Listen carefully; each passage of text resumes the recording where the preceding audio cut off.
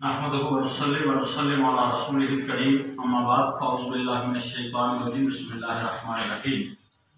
इन्ना अंज़लनाहु फ़ी लैलतिल क़द्र व मा अदराका मा लैलतुल क़द्र, लैलतुल क़द्रि खैरुम मिन अल्फ़ि शहर, सदक़ल्लाहु मौलानल अज़ीम।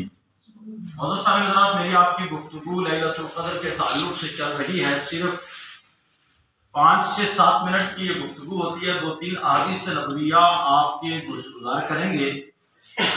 दुआ कीजिए कि अल्लाह रब्बुल इज़्ज़त हम सबको हक बोलने, हक सुनने और हक पर अमल पैरा होने की तौफीक अता फरमाए। और खासकर शब कद्र की जितनी भी रातें हैं ताब, उनमें से अल्लाह रब्बुल इज़्ज़त शब कद्र की सूरत में हम सबको नसीब फरमाए। कुरान अज़ीम में अल्लाह रब्बुल इज़्ज़त का वाज़ेह ऐलान है, इन्ना अंज़लनाहु फ़ी लैलतिल क़द्र, कि बेशक हमने लैलतुल क़द्र में नाज़िल किया। वमा अदराका मा लैलतुल क़द्र, और तुम क्या जानू कि लैलतुल क़द्र क्या है। लैलतुल क़द्र खैरुम मिन अल्फ़ि शहर, लैलतुल क़द्र तो 1000 महीनों की इबादत से अफजल है। हज़रत सैयदना अनस बिन मालिक रज़ियल्लाहु ताला अन्हु फरमाते हैं कि एक बार जब माह रमज़ान शरीफ तशरीफ लाया तो नबी पाक सल्लल्लाहु अलैहि वसल्लम ने फरमाया कि तुम्हारे पास एक महीना आया है जिसमें एक रात ऐसी है जो 1000 महीनों से अफजल है। सुभान अल्लाह।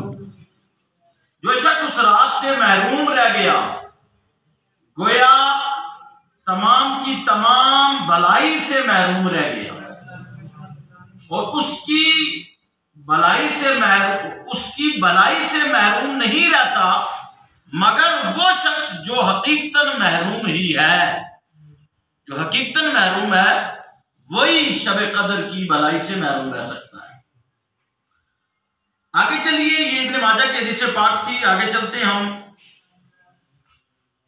हज़रत सैयदना इमाम फखरुद्दीन राज़ी रहमतुल्लाह अलैह फरमाते हैं कि जब अल्लाह ताला ने हजरत सैयदना आदम सफीउल्लाह अला नबीना अलैहिस्सलातो तस्लीम को पैदा फरमाया तो मलाइका ने अर्ज किया, या अल्लाह तूने इंसान को पैदा फरमाया, ये तो जमीन पर जाकर फसाद बर्पा करेगा और अपने मकसद के हुसूल की खातिर खून रेजी से भी गुरेज नहीं करेगा।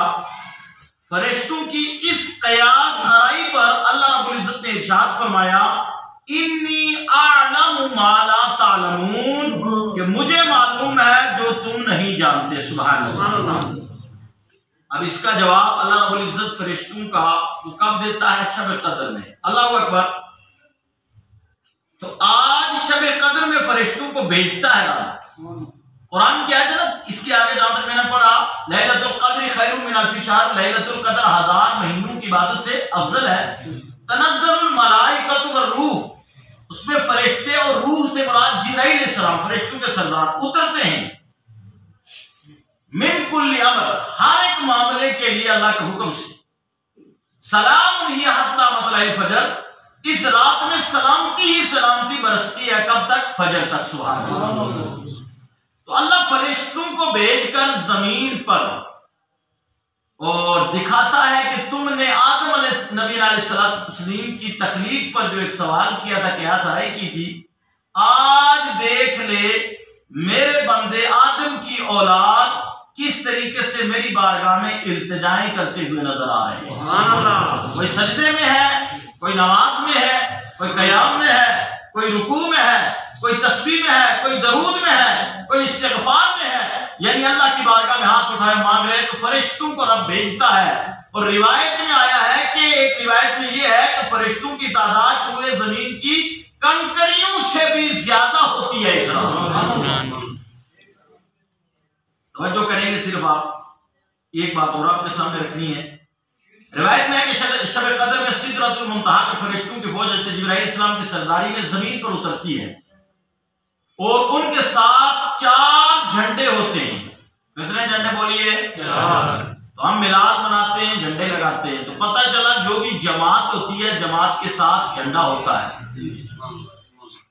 जिस तरह जंग फतेह होती है तो झंडा लगता है। 2 मुल्कों की जंग होती है तो जो मुल्क जीतता है उसका झंडा लगता है। इसी तरह इस्लाम और कुफर की अगर जंग हो तो इस्लाम अल्हम्दुलिल्लाह फतह होती है। फतेह बदर देख लो और दीगर देख लो, तो वहां झंडा किसका? इस्लाम का लगता है। सुभान अल्लाह। पता चला कि झंडा जमात के साथ है, ये जमात का शार है। अब मिलाद के जलसे में भी लग सकता है, मुहर्रम के जलसे में भी लग सकता है, आम कोई जुलूस दीनी हो उसमें भी झंडा इस्लामी आराम से लग सकता है, इसमें कोई कबाहत नहीं। देखिए ये फरिश्ते 4 झंडे साथ लेते हैं।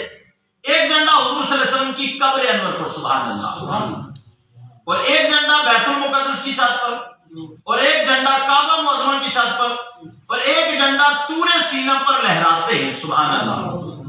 किस शब में?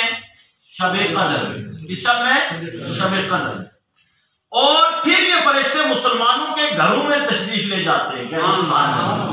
खाली मस्जिद तक नहीं आते, मुसलमानों के घरों में तशरीफ ले जाते हैं और हाथ उस मोमिन मर्द और औरत को सलाम करते हैं जो इबादत में मशगूल हो, जो इबादत में हो। मगर जिन घरों में बुत या जानदार की तस्वीर आवेजा हो, आवेजा का मतलब लटकी हुई, जिस तरह हम अपने बाप दादू की या हमारा कोई रुखसत हो गया प्यारा, उसकी तस्वीर बनाई हमने और हम कमरों में लटका दे, खासकर ये फैशन बन चुका है, कमरे में लटका देते हैं। या अपने बुजुर्गों की, किसी वली की, पीर मुर्शिद की ये तस्वीरें हम बना करके ये जो आवेजा करते हैं, इसको शरीयत ने बिल्कुल मना करार दिया। इस्लाम में इसका कोई कंसेप्ट नहीं है। वली की भी तस्वीर में बरकत नहीं है घर में लटकाने से। वली के नाम से आप फातिहा खानी कराइए, बरकत है। वली के नाम से आप और कुछ सदका कीजिए अल्लाह के रास्ते में, वो बरकत है। वली के नाम से आप जनाबे वाला यतीम किसी की कफालत कीजिए, वो बरकत है। वली की तस्वीर घर में कमरे में लटकाने से बरकत नहीं होती है। ये इस्लाम का हतमी फैसला है। देख लीजिए आप, तो ये लिखा कि जिस घर में बुत या जानदार की तस्वीर आवेजा हो, या कुत्ता हो, या जिन मकानों में शराबी या खिंजीर खाने वाला या गुस्ले जनाबत ना करने वाला। अब गुस्ले जनाबत ये थोड़ा लफ्ज गाढ़ा है, खासकर नौजवान शायद न समझ पाए और बाकी बुजुर्ग लोग शायद समझते होंगे। गुस्ले जनाबत ये कि जब मियां बीवी मिलते हैं, ताल्लुकात कायम करते हैं, तो उस वक्त गुस्ल फर्ज हो जाता है, तो उसी को गुस्ले जनाबत कहा जाता है। तो कई लोग ऐसे हैं ना कि जो जनाब वाला अगर नाइट में मुलाकात की तो अब 12 बजे तक दिन में उसी तरह पड़े रहते हैं। सूरज निकलने से पहले पहले गुस्ले जनाबत कर लेना चाहिए। जब सूरज तुलू हो जाए तो जो जुनबी होगा उस पर अल्लाह की और उसकी तमाम मखलूक की लानत पड़ना शुरू हो जाती है। गुस्ले जनाबत में ताखीर करना बहुत बड़ा गुनाह है। तो हमारे यहाँ सिलसिले क्या है, फिर वबाएं आ रही हैं, तो आप खुद ही देखिए। और आगे बता भी दिया, यानी जिस मर्द या औरत पर गुस्ल फर्ज हो या बिला वजह शरी। अब और कौन है, किसके घर में नहीं जाएंगे? देखिए मैंने आपको बता दिया, जहां बुत हो, जानदार की तस्वीर आवेजा हो, कुत्ता हो, या जिन मकानों में शराबी या खिंजीर खाने वाले हों, या गुस्ले जनाबत ना करने वाला हो, या बिला वजह शरी, यानी शरीयत की जो वजह है उसके अलावा, शरीयत ने नहीं उसको कहा कि तुम कते ताल्लुकी करो, बगैर उज़्र शरी के अपने रिश्तेदारों से रिश्ता काटने वाला जो है, उसके घर में भी शब-ए कदर में फरिश्ते दाखिल नहीं होते। उन घरों में ये फरिश्ते दाखिल नहीं होते। ये जो मैंने घर आपको लिस्ट के तौर पर बयान कर दी, बाकी तमाम घरों में ये फरिश्ते शब-ए कदर में दाखिल होते। शब-ए कदर 21वीं निकल चुकी, 23वीं भी निकल चुकी। सरकार ने फरमाया ताक रातों में तलाश करो। 2 रातें नवंबर आपसे निकल चुकी, अब आने वाली रातें में से 25वीं की रात है, यानी दिन 24 का रात 25 की। इसी तरह 27वीं की रात है, यानी दिन 26 का रात 27 की। 29वीं की रात है, यानी दिन 28 का रात 29वीं की। तो अभी हमारे पास कितनी रातें बची हैं?